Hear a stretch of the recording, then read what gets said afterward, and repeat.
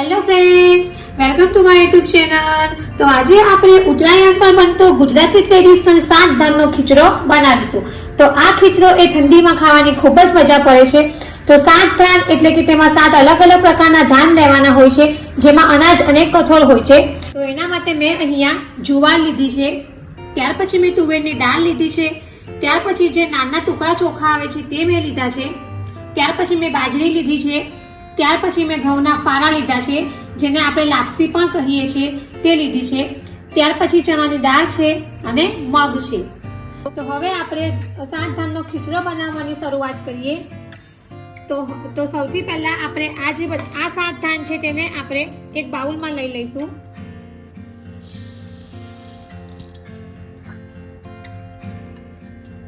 ત્યાર પછી હવે આપણે આ સાત ધાન ડૂબે તેટલું પાણી બાઉલમાં એડ કરીશું.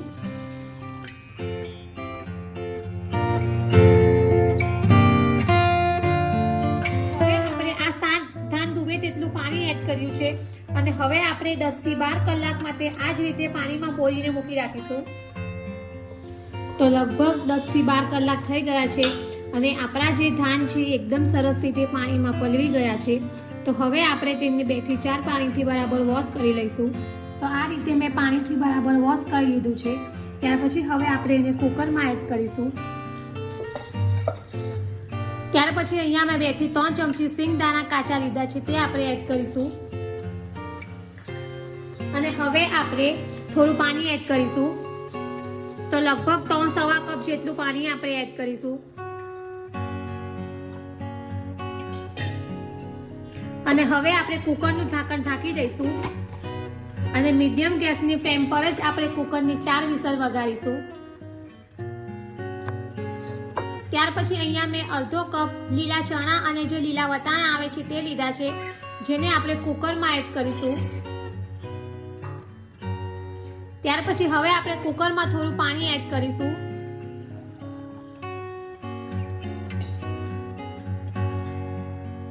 ત્યાર પછી આપણે કુકરમાં ચપટી ખાવાનો સોદા એડ કરીશું, જેથી આપણા જે લીલા ચણા અને વટાણા છે તેનો કલર એવો ને એવો જ રહેશે. હવે આપણે ઢાંકણ ઢાંકીને 2 થી 3 વિસલ વગાડીશું. તો લગભગ 4 વિસલ થઈ ગઈ છે અને આપણા જે ધાન છે તે એકદમ સરસ રીતે બફાઈ ગયા છે. તો લગભગ 2 થી 3 વિસલ થઈ ગઈ છે અને આપણા જે ચણા અને વટાણા છે તે પણ એકદમ સરસ રીતે બોઇલ થઈ ગયા છે. હવે આપણે આગળની પ્રોસેસ કરીશું. હવે આપણે આગળ ગેસ ઉપર એક કઢાઈ લીધી છે, જેમાં આપણે 2 ચમચી ઓઇલ એડ કરીશું.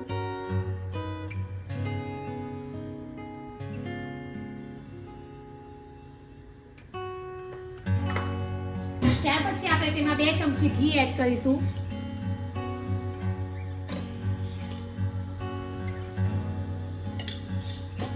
અને હવે આપણે 1 ચમચી જીરું એડ કરીશું. જીરુંને આપણે થોડું શેકાવા દઈશું. તો ત્યાર પછી હવે આપણે એક તમાલપત્ર એડ કરીશું. લાલ જે સૂકા મરચા છે તે એડ કરીશું.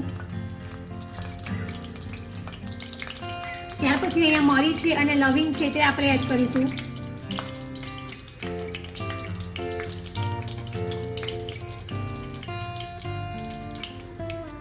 આ બધી વસ્તુને આપણે 1 મિનિટ માટે શેકાવા દઈશું.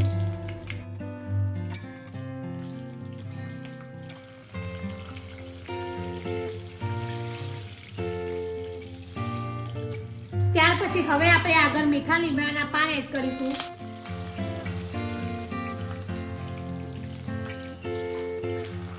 ત્યાર પછી અહીંયા 1 નંગ કાચું બટેટું છે તે આપણે એડ કરીશું.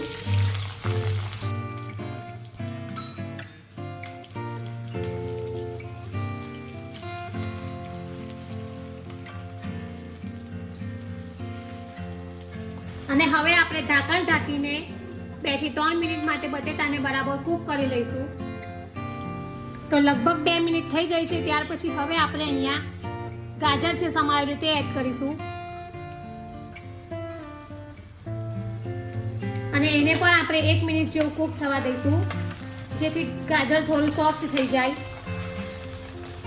ત્યાર પછી હવે આપણે 1 નંગ નાનું ટમેટું છે તે એડ કરીશું અને આ બધી વસ્તુ આપણે બરાબર મિક્સ કરી લઈશું.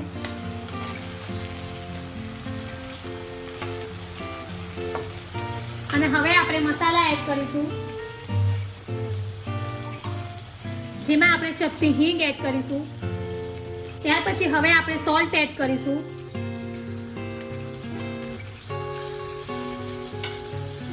ત્યાર પછી ધાણા જીરું પાવડર એડ કરીશું.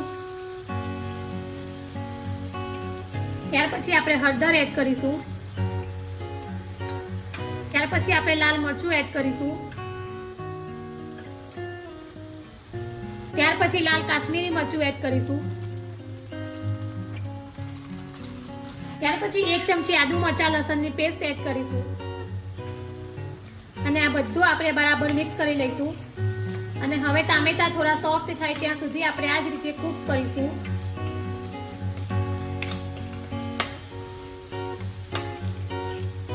આપણે જ્યારે સાત ધાનને બાફ્યા હતા ત્યારે મીઠું નથી નાખ્યું, એટલે અત્યારે જ આપણે મીઠું વધારે નાખ્યું છે.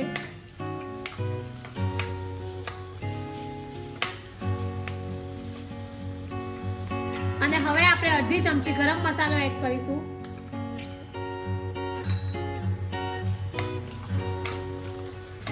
તો આપણી બધી વસ્તુ બરાબર કૂક થઈ ગઈ છે. અને હવે આપણે જે 7 ધાન બોઇલ કર્યા હતા તે એડ કરીશું.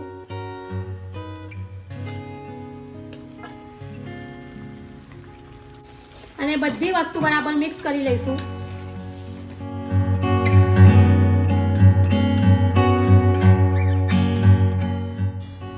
અને હવે આપણે આ જે ચણા અને લીલા વટાણાને બોઇલ કર્યા હતા તે એડ કરીશું. ત્યાર પછી હવે આપણે અડધો કપ પાણી એડ કરીશું. અને આ બધી વસ્તુને આપણે બરાબર મિક્સ કરી લઈશું.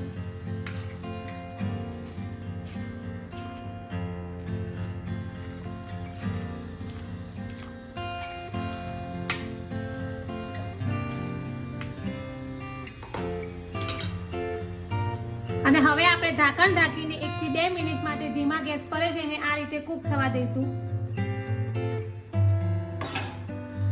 તો આપણો 7 ધાનનો ખીચડો એકદમ સરસ બનીને રેડી છે. હવે આપણે ગેસ ઓફ કરી દઈશું અને લાસ્ટમાં ઉપરથી થોડી કોથમીર એડ કરીશું. જો તમારી પાસે લીલું લસણ હોય તો તમે એ પણ એડ કરી શકો છો.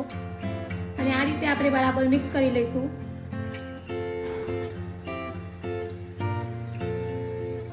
અને હવે આપણે સર્વિંગ બાઉલમાં સર્વ કરીશું.